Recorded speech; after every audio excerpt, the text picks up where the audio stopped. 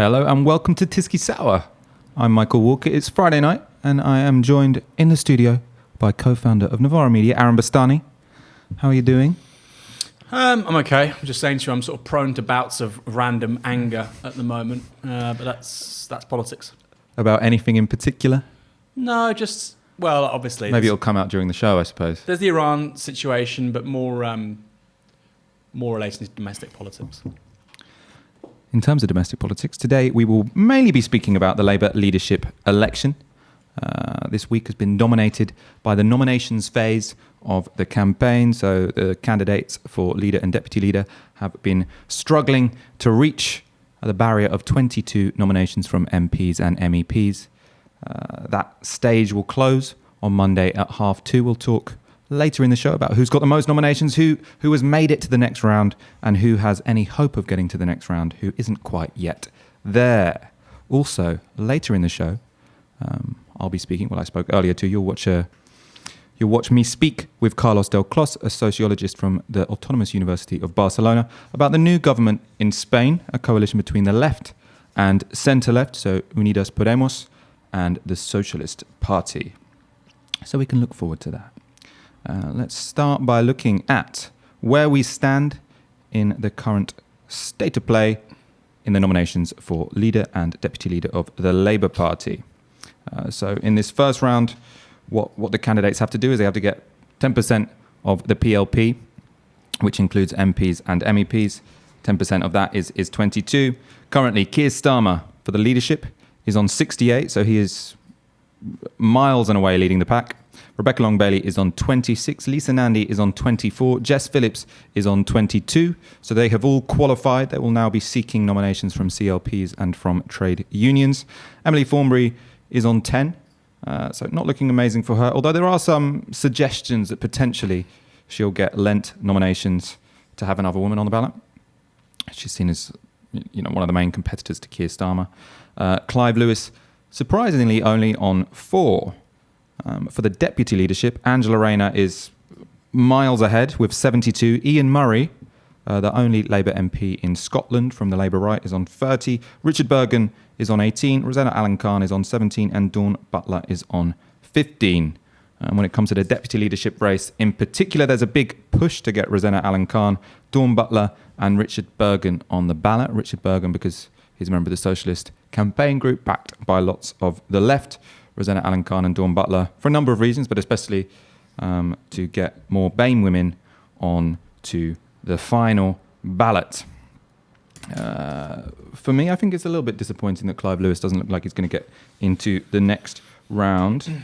Partly disappointing because he has had a very good week when it comes to TV appearances. He's been making some interesting points, fairly combative out on the television, but in the way that I think the next leader of the Labour Party will probably need to be. We're going to start with a clip of Clive Lewis on the Victoria Derbyshire show, talking about why he wouldn't or why he can't envisage himself pressing the nuclear button.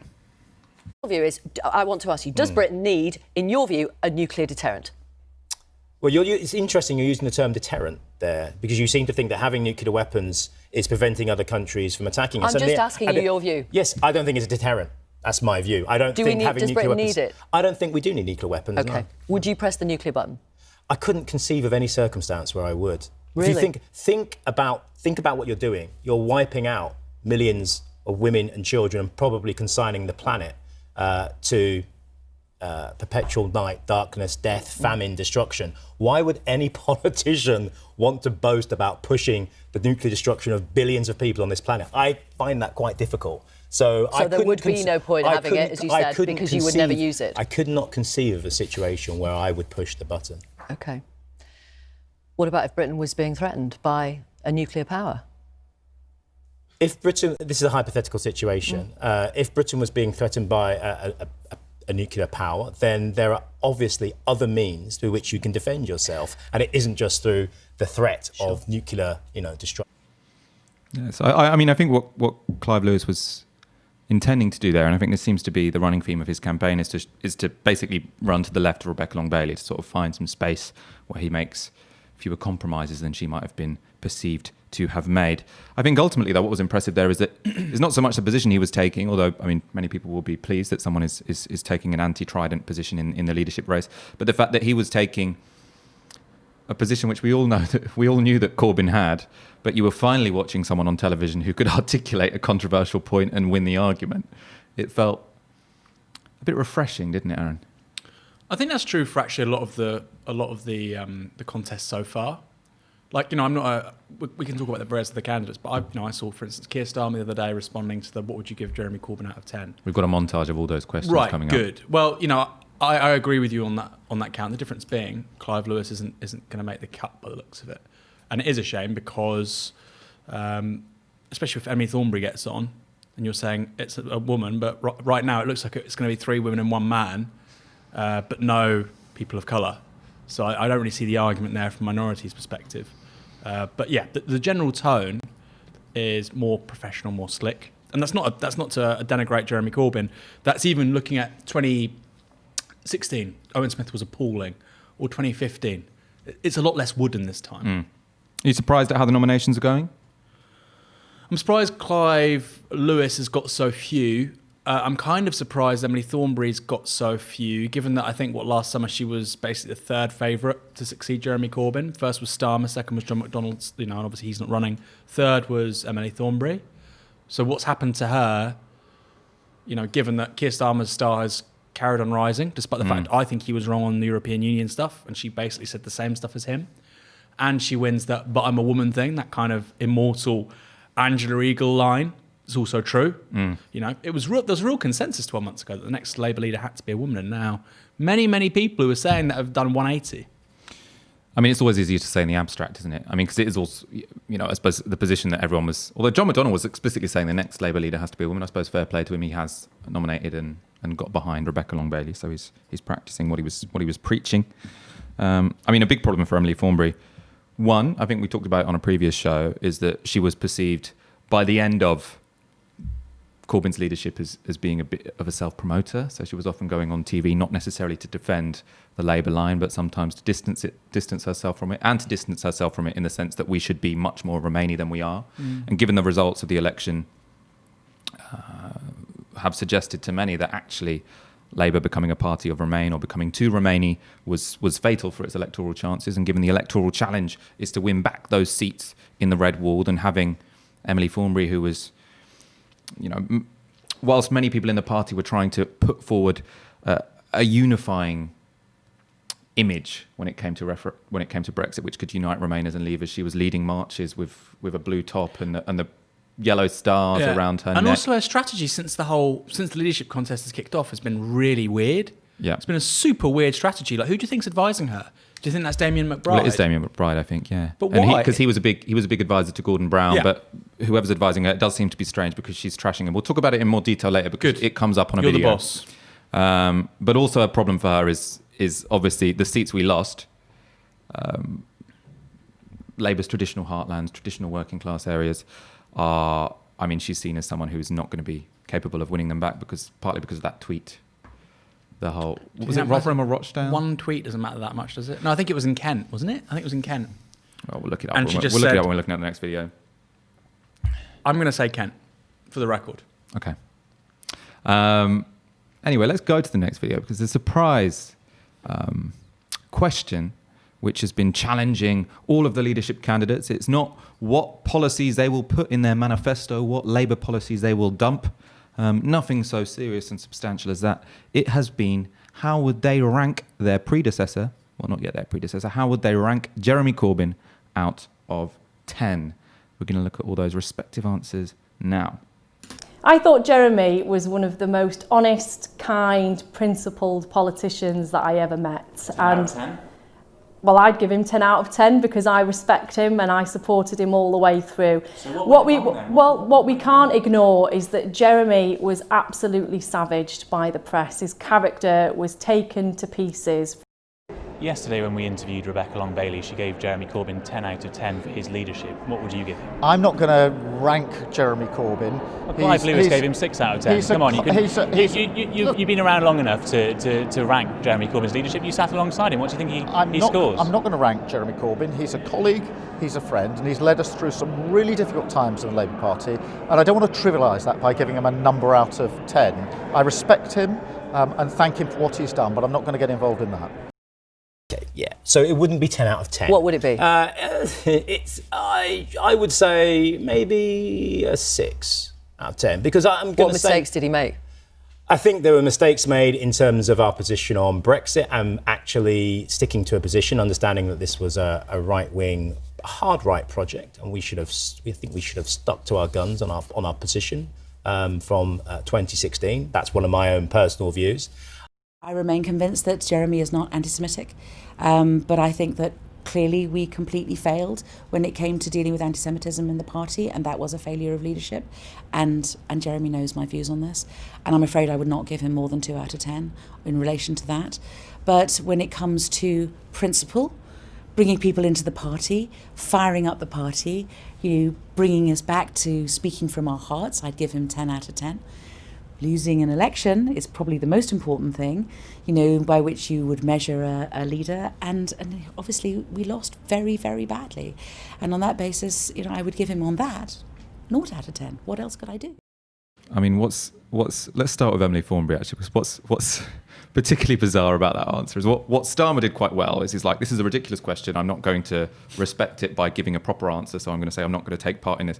What Emily Thornberry did was like, this is a ridiculous question. I'm going to give you an incredibly long answer so that you all forget what could have possibly been my point there. So if what we want is, a leader who has some message discipline, it was often lacking with Jeremy Corbyn. That wasn't a particularly good display. No. I mean, Keir Starmer, he is a QC, former director of public prosecutions, very talented lawyer.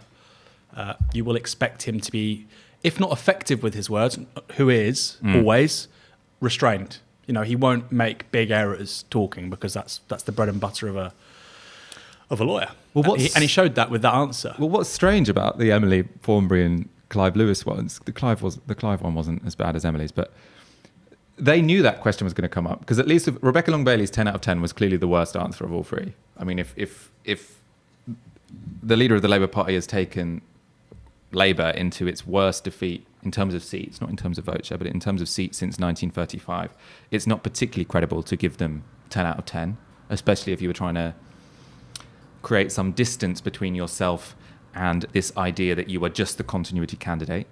There's not much... I mean, if you're saying there's no room for improvement about someone who just took us to the biggest defeat in 80 years. That's not true. It's not a great start to a campaign. This is such a dumb take. Come on. It's not a dumb. That's the take that the whole country will take. It led the news, because why it was damaging is because this whole idea of 10 out of 10. I'm talking about the whole worst election for 80 years. It's not true. It's ridiculous. Oh, okay. Well, what? Because you're saying because the vote share was reasonably high. Not even the vote share. Labour got 10.2 million votes, and so anybody who says we need to dismiss everything we've just said. We won amongst under 45s. We've got 10 million votes. We've got more votes in this election than in 2015, 2010, 2005. We need to get rid of all of it. Well, that's just stupid. I think, and the appeal of Starmer is, not for necessarily me, but for most people, we got some things right. Yeah, obviously, don't get rid of all of it. We got some things wrong. This is a launch pad to something else. Yeah. So I think that whole worse than 80 years. I mean, this is ridiculous. But in terms of seats, it was. So you can look at it in terms of vote share, it was. In terms of seats, it was. That's because of our stupid electoral system. But then that's just like saying Hillary Clinton had a better result than Obama. No, but Keir Starmer might take Labour into the next election, and they might get 11 million, and they'll have fewer seats. I'm not going to say, oh well, he's a, Ed Miliband did better than Gordon Brown. He got 1 million more votes, but because of our electoral system, Labour, the Tories won a majority. But this is the Hillary Clinton argument. This is saying, actually, Hillary Clinton did a great campaign because she won the popular vote. No, what you have to do well in an election is you have to win according to the rules which are set in your electoral system. It's meaningless that Hillary Clinton got 5 million more votes than Donald Trump because she lost where it mattered, which is the electoral college. I don't buy that either. Do you know why? Because generally speaking, in the United States, if you win the popular vote, you win the presidency. That hasn't been the case for, I think about 3 of the last 8... I think until George W. Bush, it hadn't happened for a very, very, very long time. Whereas in this country, Yeah, the thing was... Sorry, what I was thinking of is that the Republicans haven't won the popular vote for, I think... Since, 92. For fucking 8. Well, because George W. Bush won it in 2004. Oh, sorry, won the popular vote in 2004, but they've only won the popular vote once since 1988. 88. They didn't win in 92 with George. No, because Bill Clinton won in 1992. Oh no, God, you're so right. Yes, 88 with Bush. But my point is, in this country, on the other hand, the party which got, the highest portion of the vote ever, which was Labour in 1951, didn't form a government.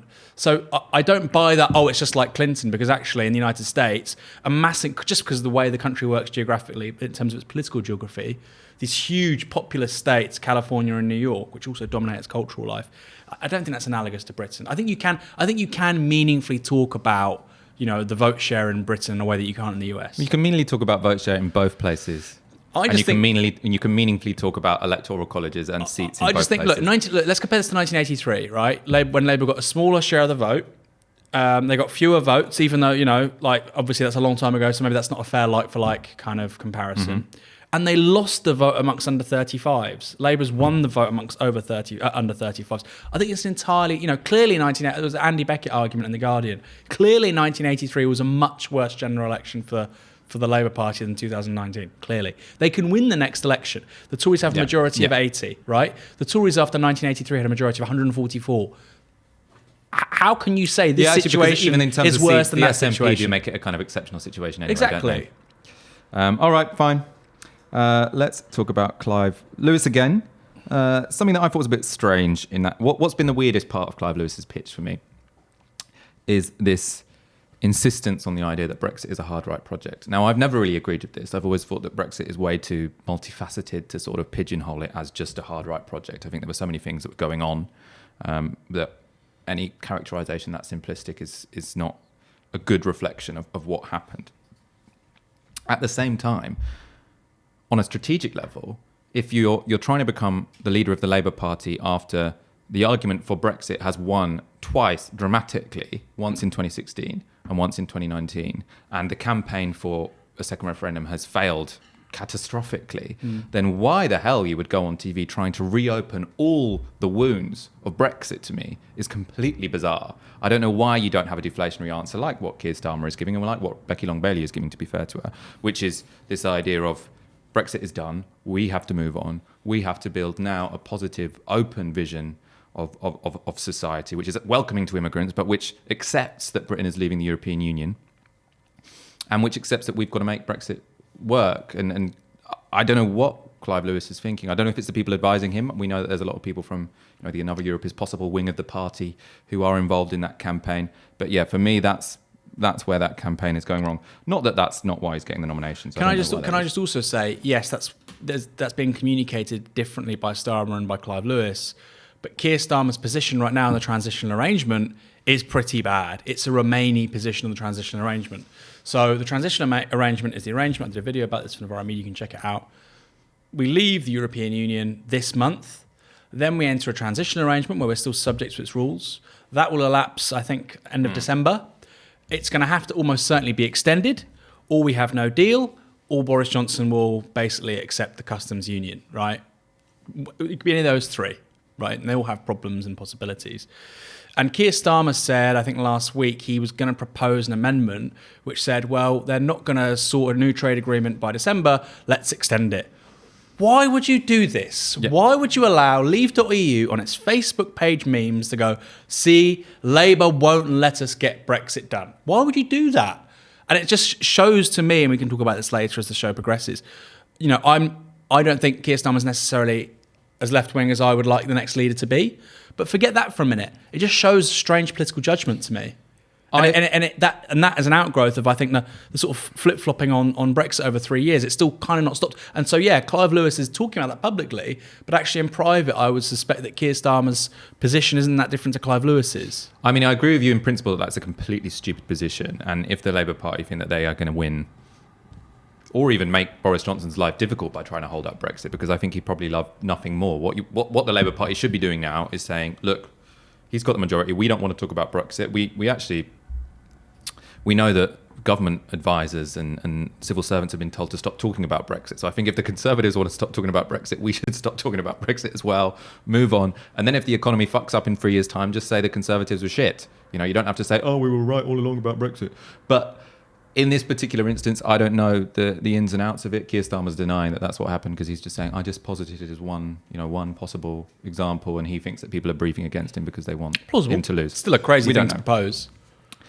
Yeah, but if you're laying out the options, I don't know. We don't know. You're a leadership candidate. People are going to use things against you. And given, the positioning on, I wrote a piece about this, given his positioning on Brexit over 3 years changing so clearly, it's plausible. We're going to talk about the campaign teams in a moment. That's something else we learnt this week. But before that, we're going to talk about the shortest leadership campaign.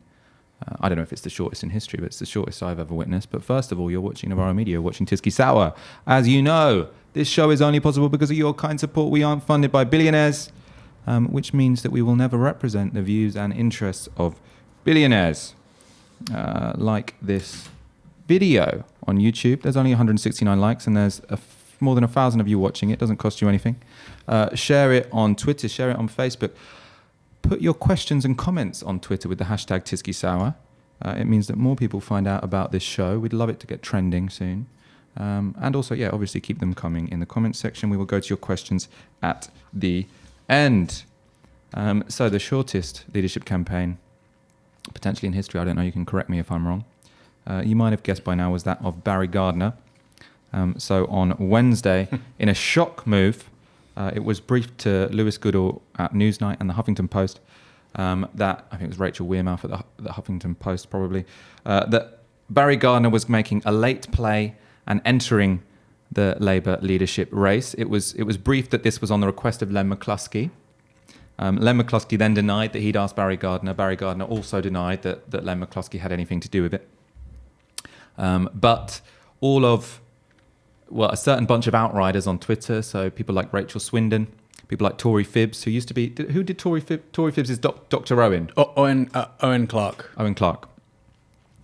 So these are people who are on, well, as far as we know, on the WhatsApp outrider. Let's not postulate those things because we don't know. Well, that was in a... Anyway, in any People case. say that about me all the time and it's not true.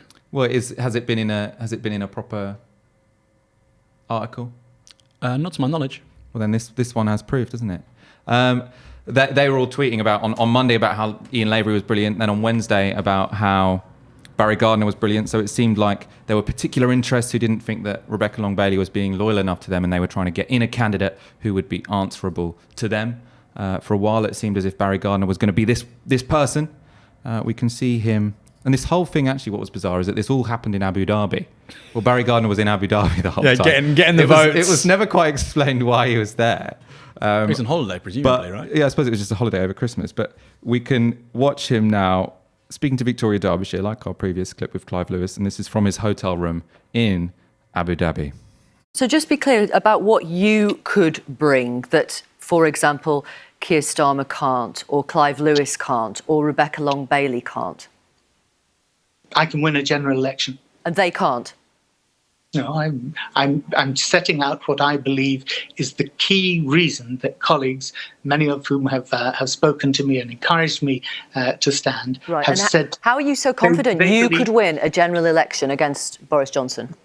They believe I have the ability to communicate, to bring that dynamism of debate that is necessary in order to go out to the country. I believe that all of my colleagues who are standing are eminently capable of being a better Prime Minister than Boris Johnson. But the key thing is we have to win the keys to Downing Street. We have to become a Labour government. We've got to stop talking to ourselves and start talking to the country. So that was Barry Gardner from his hotel room in Abu Dhabi. Slightly embarrassed. As much, Barry Gardner's been a very good performer in the last two general elections. The mailman is the nickname, always delivers. But, it's slightly embarrassing that he was saying colleagues have been asking me to stand because, they think I can win. And then later that evening, he withdraws his candidature because he hasn't got any MPs to back him. So I don't know who the colleagues were. Maybe they were colleagues who'd already voted. They'd already nominated somebody else. Yeah, it's quite a funny, actually, that would be quite a funny practical joke. If you've got a colleague who you think's a bit annoying and has got a massive ego, you say, you should definitely run. I'll totally nominate you. You get sort of like 8 of your MP friends to do it. Then he goes on Victoria Derbyshire and you're like, that was a joke. I think that's probably not what was plausible. Well, it seems like what was going on is that some people don't think Rebecca Long-Bailey is going to be loyal enough to them, which is a good sign. If she is staking out independence from certain figures who were powerful in the Corbyn administration. Name names. What figures? Carrie Murphy is what people are saying. Is that what they're saying? Yeah. They say. Well, we know that when Rachel let Swindon our and audience, Owen. I'm not shit-stalking. Let our audience know, because So that's what we're doing. We're informing our audience. So there are certain outriders on Twitter who, fine, they're often, posting interesting, fine content. I follow lots of them.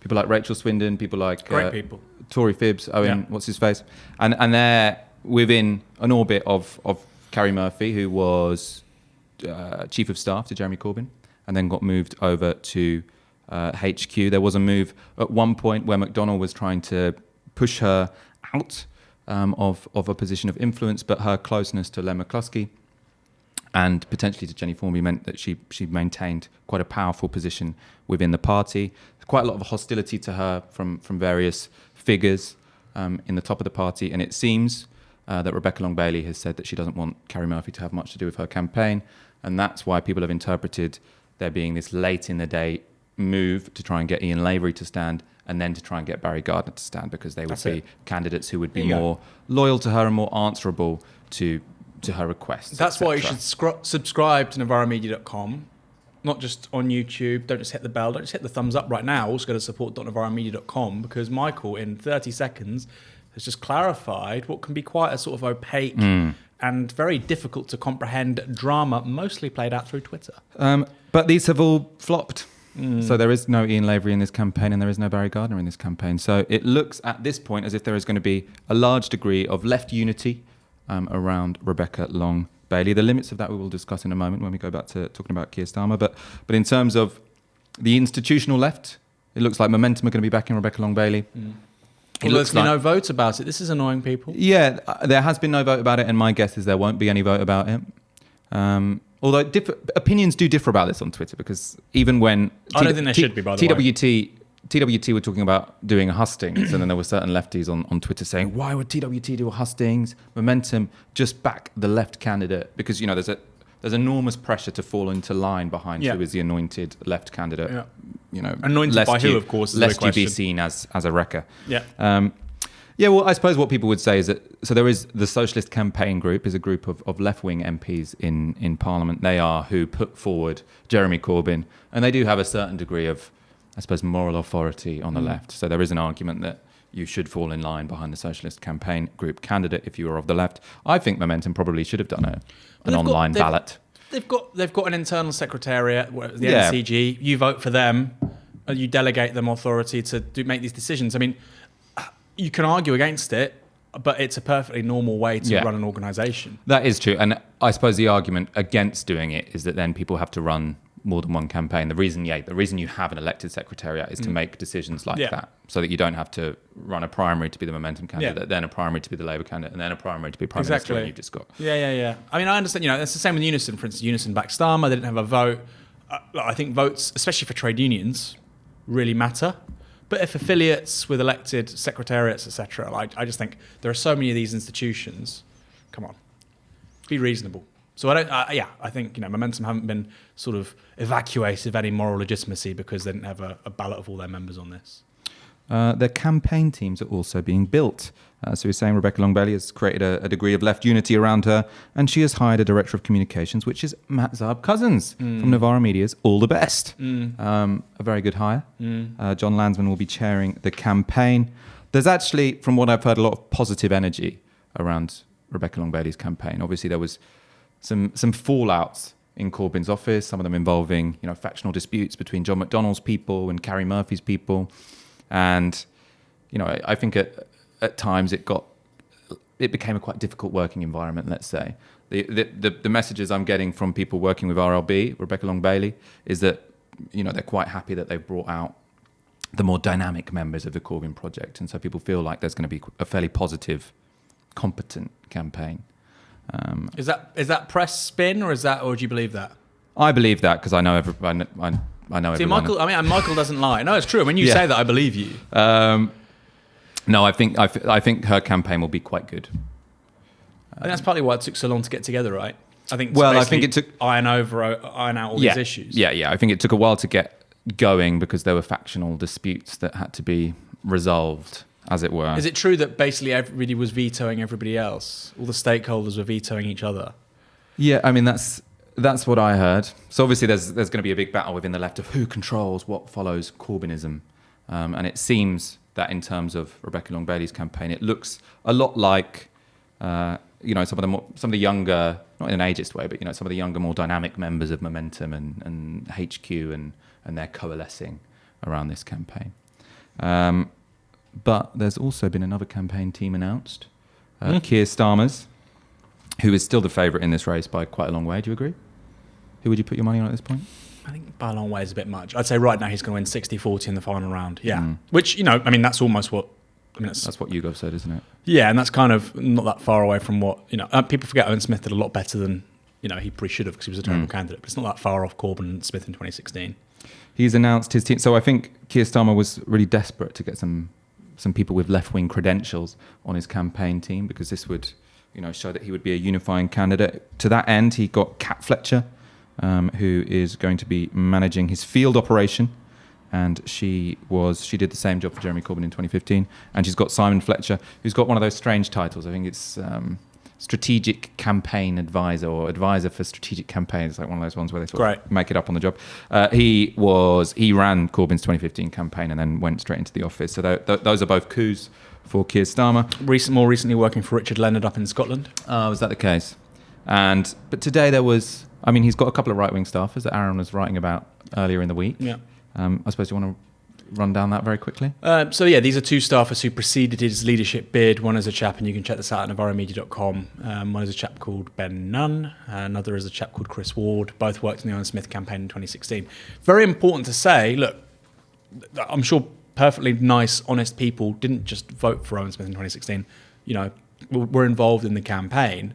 But the point is, you need to sort of take a step back and look at the Starmer bid more generally, and given the complexion of the people presently involved, his nominations from the Parliamentary Labour Party, etc., I think it's hard to stake an argument that this is a left-wing candidate, as say Paul Mason would. We were actually going to go through that Paul Mason article in a moment, because I think that was a big intervention. First of all, we should just say he also hired Matt Pound, who's national organiser for Labour First. That caused a lot of disquiet on the left, on Twitter and more generally. Although I have seen some arguments to suggest that maybe it is a less... Because I saw that and I was like, oh, come on, that's...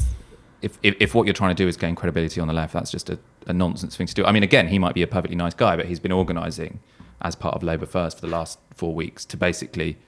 exclude Momentum from the party. So if what you were trying to do is put yourself forward as a soft left and inclusive candidate, it seems like an odd hire. I suppose how Keir would justify it is to say that he's deputy to Cat Fletcher, who used to work for Jeremy Corbyn. And as far as I understand it, Keir did ask a few people from Momentum to work for him as well. But people on the left but these people are incredibly... you can't compare... Cat Fletcher, prior to working for Corbyn, worked for Ed Miliband. She's obviously not a sectarian person. Matt Pound will openly say... Labour First, my job is to, trash the left. Which he has said on Twitter. Yeah, he's openly said this stuff. So the equivalent would be having, like, on the Rebecca Long-Bailey campaign, somebody who's openly said, I hate Labour, I'm only in it for Corbyn, and the second he's out, I'm not interested, and fuck all. Rebecca Long-Bailey also isn't running as an inclusive candidate, so it doesn't matter anyway. She's running as the left candidate. But the idea that somehow Cat Fletcher and Simon Fletcher balance out this gentleman, it's like, well, no, not really, because they've worked for a range of candidates across the Labour Party. They could broadly work with anybody. And one of them is a factional fighter for the right. And this guy's incredibly sectarian and factional. Yeah, I don't think they balance each other out at all, and it is very concerning. No two ways about it. Labour First was founded in the teeth of fighting against Jeremy Corbyn and his policy programme and the idea of democratising the Labour Party. It was founded a long time before that, right? Well, it was renewed, right? So, its whole reason to be, its whole raison d'etre for the last 4 years has been to defeat Corbyn, to trash him in the media, to trying to defeat him in internal elections is fine. That's what factions are supposed to do. But to quite viciously try and end the Corbyn... Well, the leading faction of the Labour right in 2015 was Progress, right? And... had resources, had political capital, etc. And that's kind of collapsed, that's kind of finished. And a lot of those people, as I understand it, have moved into Labour First. That's now the primary vehicle for these guys. Although it has to be said, it's not a particularly powerful institution. You see photos of Labour First regional meetings, and it's 20 old guys, who just have white hair. Again, not being ageist, but it's hardly, you'd imagine it doesn't really exemplify a new politics, a hopeful politics, an optimistic, young-driven politics. The nominations phase of the campaign will be incredibly interesting. They do generally predict what the outcome will be. So the CLP nominations phase this happens in every leadership election. This is the first one where that will have constitutional importance, because if you get 33 CLPs to back your candidacy, then you go to the next phase. If you can't get any of the big unions on side, you have to go down the CLP route, which means you need the support of 33 CLPs. Keir won't need it anyway, because I think he's already got Unison on side. People are suggesting Lisa Nandy might get GMB, Rebecca Long-Bailey will have Unite. So they'll probably all manage to get to the next round. Someone like Jess Phillips will probably need the support of 33 CLPs. But Jess Phillips, I mean, she could get some of the smaller unions, couldn't she? Well, Usdaw, Beck, how many of those do you need? Well, you need the support of 3 affiliates, 2 of which have to be trade unions, and in total they have to represent 5% of the total membership of Labour's affiliates. Right. So I think if she were to get Usdaw, she'd probably be okay. Right.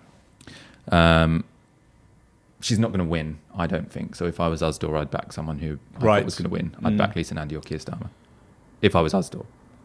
Yeah, but you can say that about, Jess Phillips has got a few parliamentary nominations, but I've thought precisely that. And why don't you just get behind Starmer? Because that doesn't have the... So if unions nominate someone and unions back someone, it's not just... A union wouldn't lend a nomination, for example. No, but I'm saying there are people backing Jess Phillips who would... Yeah, but that's because it doesn't... So if with a trade union, if now Unison have backed Keir Starmer, that's not just going to help him get to the next round. It means that the institutional power, the money of Unison, is going to go behind the Keir Starmer campaign. If you're an opportunistic MP and you want to advance your career, and you know that Keir Starmer's definitely going to do better than Jess Phillips, and you probably agree more. But you can just switch quite easily. So what all of the Jess... Well, I suppose Jess will be in it till the end, right? But she'll come third. Well, maybe not, actually. She might come fourth. I suppose these people love going in front of TV cameras, right? And also, I think they didn't realise the Jess Phillips campaign was going to tank. So there was a lot of money behind the Jess Phillips campaign. People thought it was going to be quite successful. She is famous. When you look at the amount of people who watch her videos, she's a bit like what Corbyn managed, which is you can put out an average video and 2 million people will watch it. What flawed the Jess Phillips campaign is that the first time she got asked a serious question about politics, she completely crumbled. So she was on Andrew Marr last Sunday, and I think that was the end of her campaign, because that's when he asked, what do you believe about various things? And she had no answer whatsoever. It's kind of weird, isn't it? Well, she's never had anything but a soft interview, and what she's been outed as all she does is bully people. So her whole job for 4 years was to say Corbyn shit, Corbyn shit, Corbyn shit. No one ever asked her about politics, and the moment they did, she was shown to be a fraud. But I still want to interview her, so I'll be emailing her. I mean, she did an interview today with Aisha Hazarika for the Evening Standard, and it's like, you're friends. This is like Jeremy Corbyn being interviewed by Andrew Murray. He was like, you go back. This is absurd. There's a complete disintegration of any sort of boundary between journalism and politics there, and yet Aisha will quite happily lambast Novara Media and the left. I think you would have a left. You'd have Rebecca Long-Bailey on here. We hope to have you on, Rebecca, and you'd give a very tough, strong, authoritative interview. You should come on, Rebecca, and Jess, all of you. Let's look at. I mean, this was interesting. So there's now lots of speculation. Keir Starmer's the favourite. Also, the association. Some big names on the left kind of fell out with Corbynism by the end of it. One of them was Paul Mason. He is now backing Keir Starmer. So I think what will be, significant is if he's, the only big left-wing name to back Keir, or if this is going to be the first of many, and we'll see more coming out as time goes on. You can talk about whether you think that's plausible in a moment. But first of all, let's look at the argument. So this was in the New Statesman on Wednesday, I think, wasn't it? So the headline, Clive Lewis and Keir Starmer are the candidates who understand how Labour must change. Rebecca Long-Bailey's leadership campaign represents continuity with ideas and methods that failed. So it's a fairly long article, worth a read.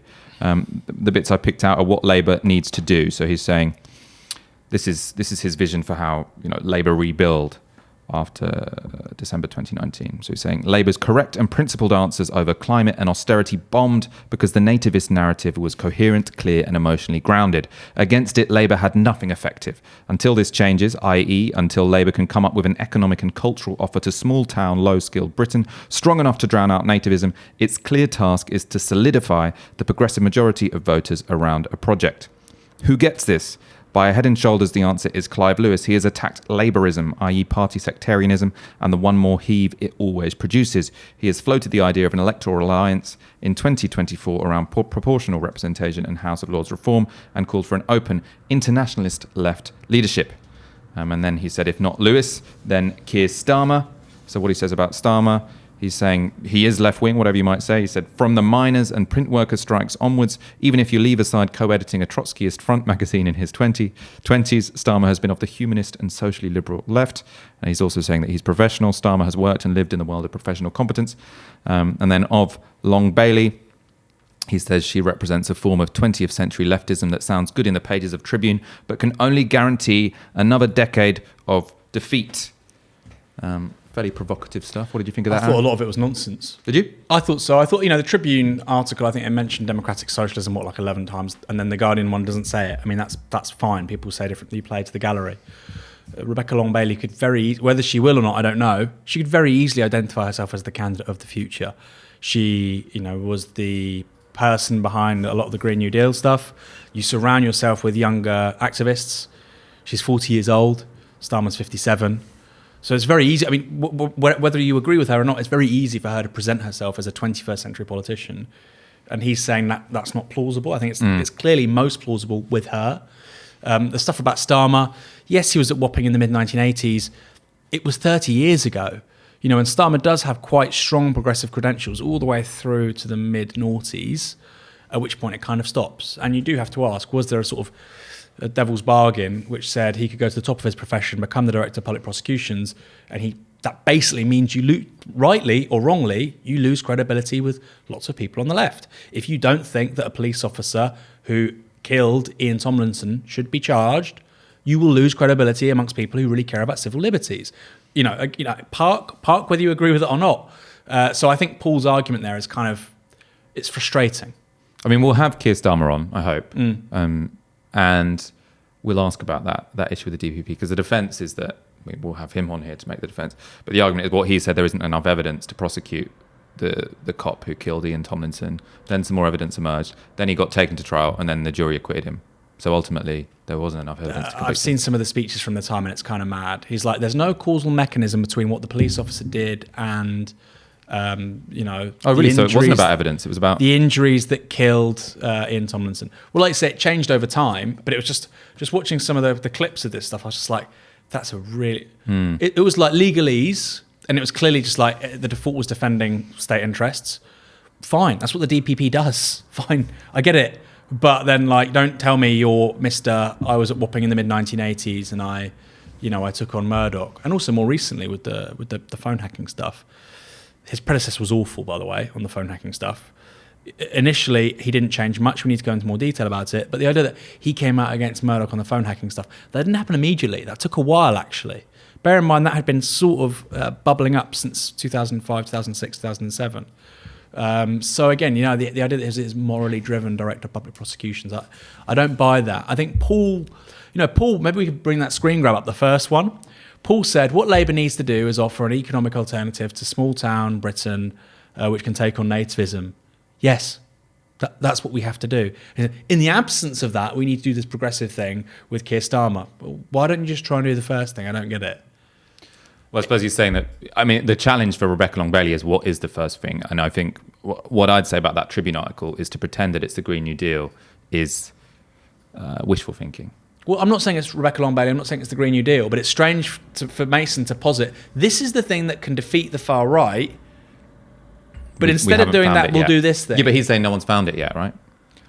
No one's, because partly that is also going to depend on what happens with this Boris Johnson government. Because at the moment, if Boris Johnson performs brilliantly for the next 5 years, if he does effectively, as I was talking about with James Meadway on Tuesday on the show, James is always an excellent guest, Boris Johnson does have real plans to invest in parts of the country that haven't received sufficient investment in a while. There's going to be £39 billion for Northern Powerhouse Rail or whatever. These are significant figures. Yeah. So if Boris Johnson actually governs effectively, then the best that you can hope for really for the next Labour leadership is that they shore up those progressive votes. Because, and it's only if he fucks up that then that's when you can start saying, this is when we get those seats that you're required to get a majority. I mean, it's going to be the chances of him fucking up are quite big, which is the chances in his defence. The but- chances of all of them fucking up are quite big. I mean, the sort of first question I would ask. I mean, the chance of Boris Johnson fucking up. Oh, right. Sorry. Well, I think it applies to. I mean, I think politics is so volatile that everybody's vote is incredibly soft. So when people say that for Labour, I say, well, that's also true for the Tories. You know, it's also true for the SNP. But the first question you would ask Keir Starmer is, all these seats that Labour has just lost in the North, in the Midlands, primarily over Brexit, low bar, forget winning a majority, forget forming a government. How do you win back the seats you just lost? And I don't think that's the progressive stuff that Paul Mason's talking about. I don't. I can see the merits of Starmer. Except, I mean, Mason combines it with tough on crime and tough on defence, right? I mean, that would be his argument. I just think it's a complete hodgepodge. I just think it makes no sense to me. We're going to have a guy who's on the left economically, but who's a millionaire sir. I mean, God, people like sirs. People like sirs, but then people like sirs, but you've also got a core message of an economic agenda which won 10 million people. We can't forget that. There is a very real danger that Labour, if they go too far to the centre, lose a lot of young people to the Greens. A lot. Yeah, a million. They could lose a million. The way you keep them is easy, though. Greens. You keep them, if you're not an idiot, you keep them by saying that we are going to be economically radical, and we are going to be anti-racist and XYZ, and we're going to be anti-war. All of those things are perfectly consistent with. I mean, if Boris Johnson fucks up, because I think otherwise he's going to shore up these seats anyway, are all completely consistent with winning those seats. Well, I think there's a real danger, and again, as long as you're not. I mean, it was the extent of Corbyn's leftism, which goes beyond being anti-war, being anti-austerity, and being anti-racist, that sort of really put people off. There's a real danger of losing the electorate of tomorrow, and Labour. The idea that all of a sudden just dismiss the vote of under 35s. The Greens could look at the economic conditions in this country since 2010, the failure of austerity, the insurgency of the Green agenda. It's very possible the Greens in a general election get 2 million votes. Perfectly possible.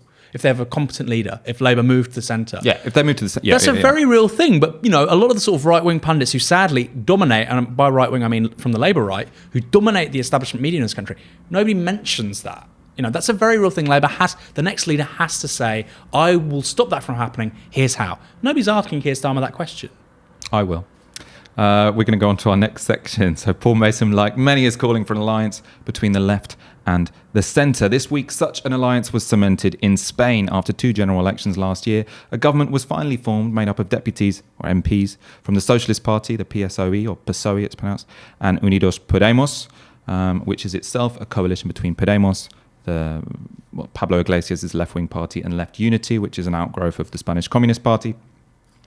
The left and centre-left coalition have entered government with the slimmest of majorities in Parliament. Only 167 MPs out of 350 voted confidence in the government. 165 voted against, and this was made possible because 18 MPs abstained.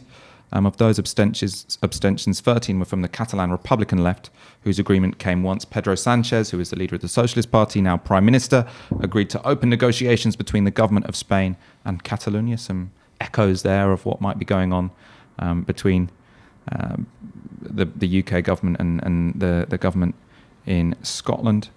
The original agreement between Podemos and the Socialists was sealed in December. It followed disappointing results for the left. In April this year, the Socialists won 123 seats and Unidos Podemos won 42. In November, the number of seats won by each party fell to 120 and 35, respectively. Earlier today, I spoke to Carlos Delclos, a sociologist at the Autonomous University of Barcelona, about the coalition agreement.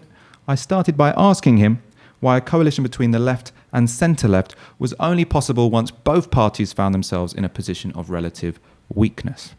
That's a very good question, and it's one of the questions that people have been asking for a while in Spain. I guess one of the kind of stock phrases that have been repeated in the media is like, why was this impossible just a few months ago?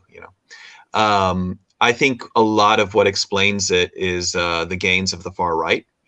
I think the far right party here, who shall remain nameless, jumped to about 50 seats, and the left's majority suffered quite dramatically.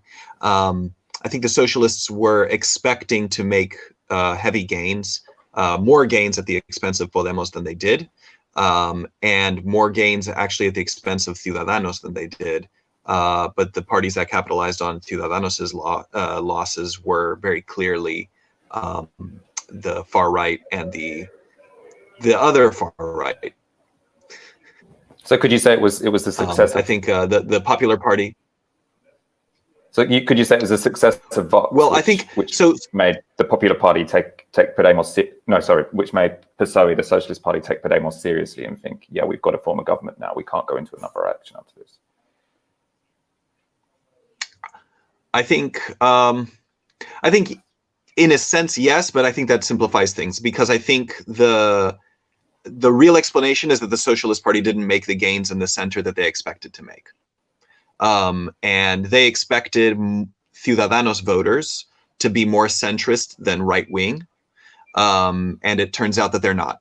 And I think this is a common pattern actually beyond Spain. I mean, this is something that we've seen in the United States, for example, with Trump voters.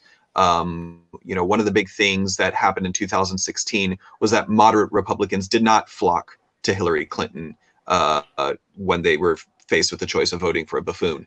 They preferred to vote for the buffoon. So I think similar things have happened in the UK, and similar things have happened elsewhere. So I think this miscalculation is actually where it is. The fact that translated so heavily into increased support for the far right is, I guess, surprising to some. I didn't find it particularly surprising because I really never found Ciudadanos convincing as a centrist party. I mean, if you just look at their rhetoric and their support bases and what they did in different campaigns, I mean, they were always competing with the far right.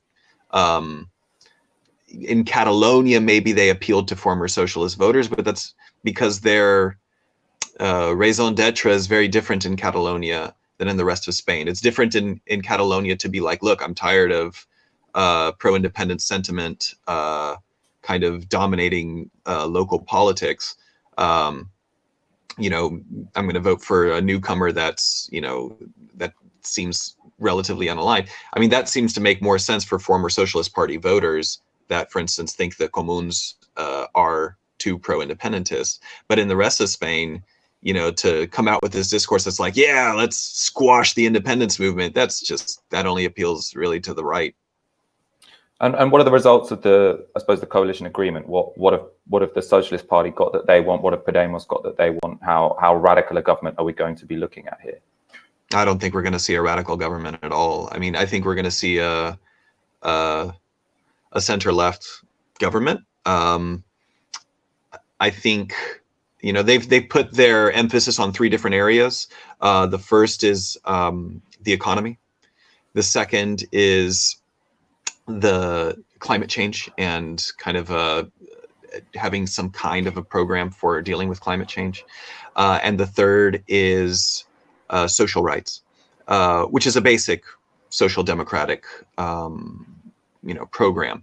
Now that social democratic program comes with very different window dressing, because we have several ministers from Podemos, some of which come from the Spanish Communist Party, Alberto Garzón and Yolanda Díaz, which kind of puts a new spin on things. But then on Sanchez's end, Nadia Calviño and several of the other vice presidents and ministers are very much in the liberal vein, despite the socialist name of their party. They're very much in line with sort of Brussels, and the EU's demands for different types of economic reforms. And has there been much opposition on the left to the coalition agreement? Are there many people sort of screaming that Pablo Iglesias has sold out his principles to become vice president? Or, after the amount of elections you've had in Spain recently, was everyone ready for Podemos to enter into a centre-left government? I think people were just ready for there to be a government. I don't think there was much I don't think there's too much screaming about Pablo selling out. People that are perhaps, more in line with a non-party left or an autonomous left are skeptical of this insistence on being in the government. Maybe they could have supported a a solo socialist government from outside of the government much sooner, and maintain more seats and more power over them from the outside. But maybe that's a different calculation. I don't know. But I think there was some degree of, skepticism or disagreement with this insistence on being a part of the government. But I don't think people are going to consider it selling out, because Podemos have made it very clear from the beginning of their whole, journey, that their goal is to govern, that their goal is to touch power, that they're done with the left that is not interested in touching power. And, they make a lot of, discursive winks to social movements, and they certainly like to play up their credibility with social movements. But they've also made it very clear, we came from the social movements, meaning we are no longer the social movements. We're now politicians. And Pablo, in recent interviews, has made this very clear, that they are not a social movement; they're a party. And I think that was clear years ago. But I think it's become from there. There have been forces to the left that, are critical of Podemos's decisions, notably the radical pro-independence left in Catalonia with the CUP, who also entered the Spanish Congress now and have representatives there. They voted no to the government, and they voted with with the far right, though very much, obviously with a different logic. But they voted against this government. So I think that is quite telling. But that's, the extent to which we've seen really harsh criticisms from the radical left. So I suppose the government didn't get the support of the CUP, to the radical leftists in Catalonia, but this government does rely on support from independentists in Catalonia and the Basque Country. That's why the opposition are calling this a Frankenstein government, aren't they? So yeah. To what extent is that going to create, potential crises in this government with reference to future referendums in Catalonia? Well, they depend very heavily on support from the Republican left in Catalonia. And the Basque have made it clear that, the Basque independentist left abstained as well, although they were willing apparently to, if any, let's say, unconscientious objectors within the Socialist Party would have voted no and broken party discipline, the Basque radical left, or the Basque independentist left, was ready to vote yes and break abstention to do it and ensure this government, because they know that, they only have 2 more votes than the right now, right? So, or than the no votes. So it is a rather weak government. And I think, it's not just the Basque region in Catalonia that now wield significant pressure over this this coalition government, or this, what they call, I guess, a Frankenstein government. It's actually a number of regionalist parties. Coalición Canarias, had a point to make, and there's this new party Teruel Existe, Teruel exists, which is kind of carrying the flag for the center of Spain's very rapidly depopulating interior, which, if you've ever driven through Spain, the territories, so commonly associated to Don Quixote and all this stuff, it's absolutely barren, it's empty, and it's very sad, and it's losing population dramatically in through rural to urban migration and migration to other parts of Spain. And so this emphasis on saying, okay, well, if we're going to talk about a new territorial agreement, let's talk about a new territorial agreement and put territory on the agenda. I think the socialist and Podemos government is going to have to make these kinds of concessions, and I'm very curious to see what this will mean for the regions of Spain that have national historic claims or national historic identities and want more autonomy than the rest of the autonomous communities. I think it will necessarily force both Podemos and especially the socialists to define what they mean by federalism, and to really kind of put some efforts there that I think is going to play out and be pretty interesting. You can do a proportional representation, eh? Yeah. I mean, an alliance between the centre and the left is much harder in a two-party system because you've got one institution and it's either one or the other that kind of controls it because there'll be factional warfare for total control. Whereas in that system you can have, they now have, so you've got a party which is led by Pedro Sanchez. It's kind of a Keir Starmer type figure, establishment, soft left. And you've got a communist who's the consumption minister. Wouldn't that just be like a Labour government though if Keir Starmer was PM? And like Ian Lavery, well, he's not a communist, but Well, I suppose the problem is that it's harder to have. So they're in a formal coalition agreement, which means that Pedro Sanchez had to give certain leftists government positions, cabinet positions. Whereas if you have a Labour government, which isn't a coalition government, then basically the Prime Minister has complete control over who sits in the cabinet. So there's no formal agreement. So if you want to get rid of any left wingers from your cabinet, that's within your power.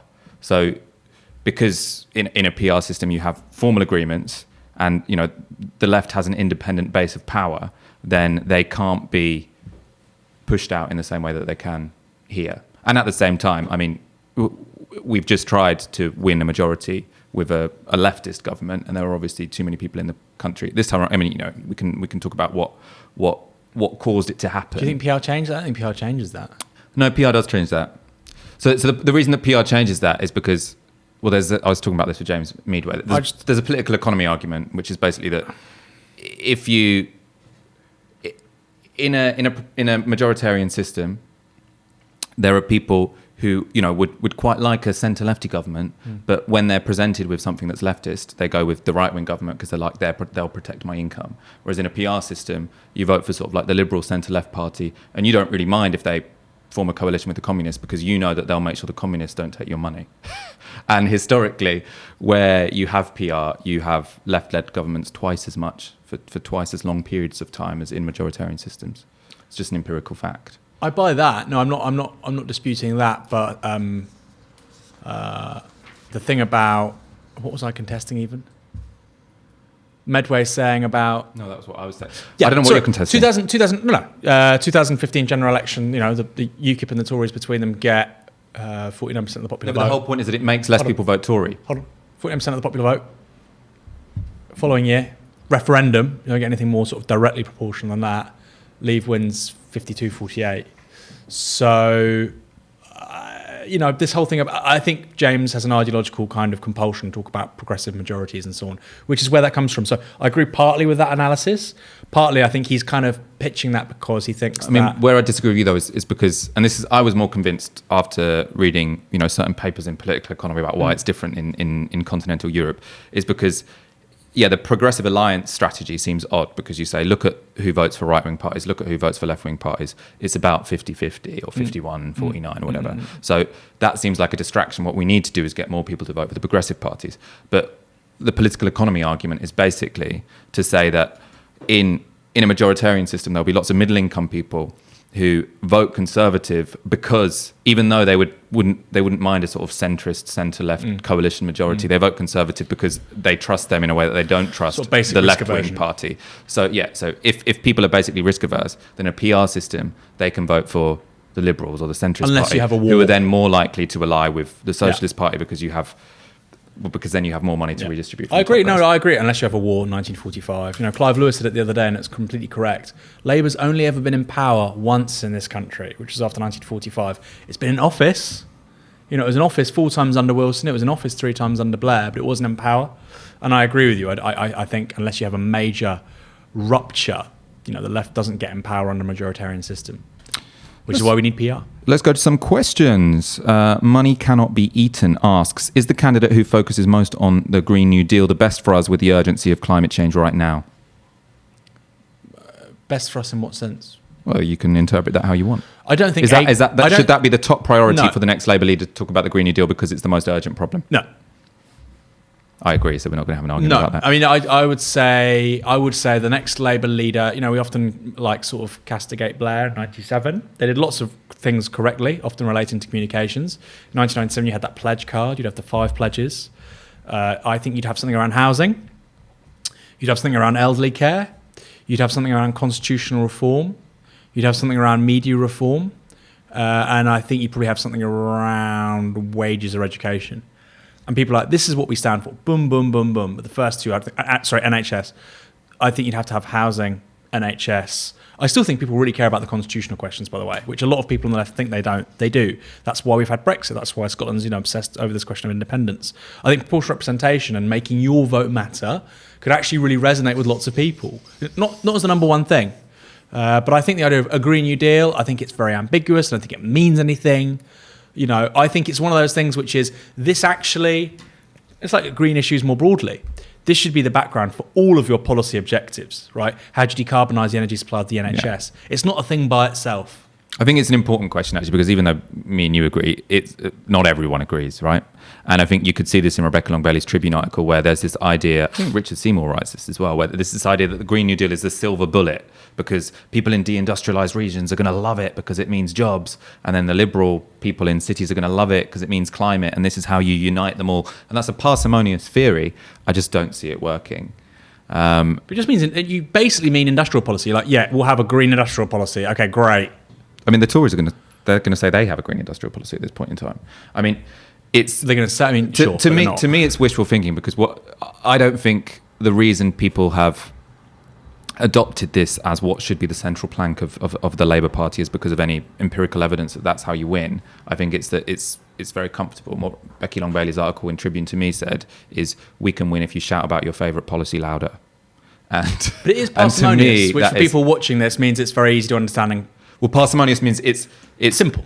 Well, it's the silver bullet. So parsimonious in an explanation means you can explain loads of things with one simple theory or one simple assumption. Yeah. And the idea of a Green New Deal is you can appeal to...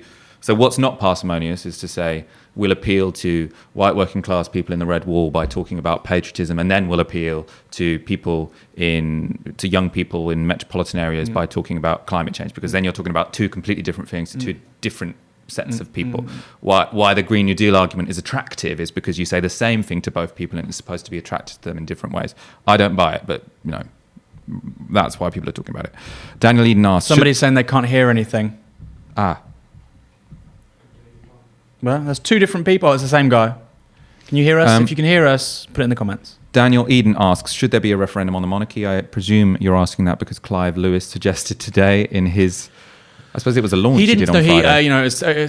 He didn't say a referendum on the monarchy as I understand it. It was a referendum on their role.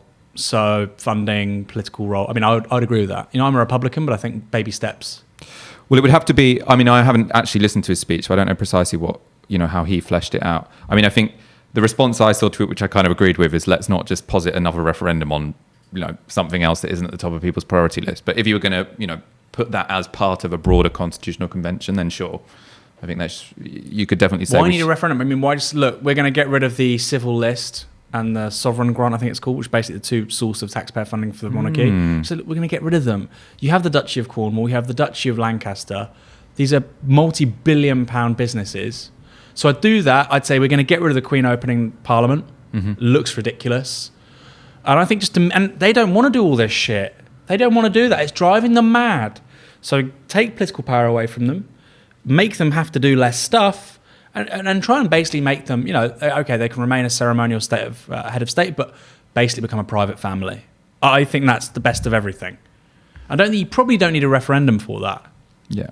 And it makes us a more normal country. Do that alongside PR, we're getting somewhere. Bhagat Sharma asks, as a supporter of Novara, well done. Thank you. Thank you for being a supporter of us. Do we have to accept that this is a right-wingish country and move to the centre? I would have preferred a more left agenda. Is it a right-wing country? I don't really buy that. I think the country, John Curtis said it to you, right?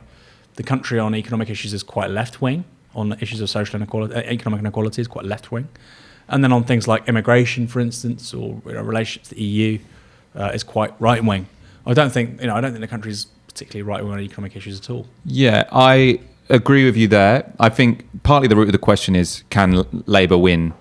I suppose there isn't an absolute majority of the country who are leftists, right? And I think that was potentially a lesson what do you mean leftists? I mean, not even 10% of the country leftists, if only. Well, about 20% of the country are really bought into the Jeremy Corbyn project. So about 20% of the country are, feel quite passionate about things like the Green New Deal and really want. Do you think it's 20% of the country? Well, there's 20% of the country who, this is from, I was looking at polling. It was actually from the Tony Blair Institute, but it's by Delta Poll, and it was okay, fine. They've done polling with a significant, what's the word? A significant number of people asked, I suppose, is a scientific word. Significant sample size. Sample size. That's what I was going to talk about. Sample size. They were saying that 20% of people in the last general election said, in response to their questions, that they would, they genuinely felt committed to Jeremy Corbyn's Labour Party and the principles of Jeremy Corbyn, and so really bought into that left-wing agenda. But you're saying, we're having a bit too much to and fro on questions. We want more questions, okay. But I don't think that means they're leftists. I just think they have a feeling. I mean, it's about feelings, right? Yeah, so they're not in the organised left. But But they might not even say I'm a socialist. They might not say these are socialist ideas. They'd say, you know what, there shouldn't be homeless people. People, kids shouldn't be going to school hungry, and it's kind of more like a feeling. And I think the left's quite bad at that. But they're not freaked. I suppose what I'm saying is they're not freaked out by some of the more lefty stuff. Yeah. Right? Okay. So fine. they're not freaked out by the idea of workers owning companies, and they're not freaked out by potentially us being it wasn't in the Labour Party manifesto, but they're not freaked out by voting for someone who is anti-NATO and is a proper anti-imperialist internationalist.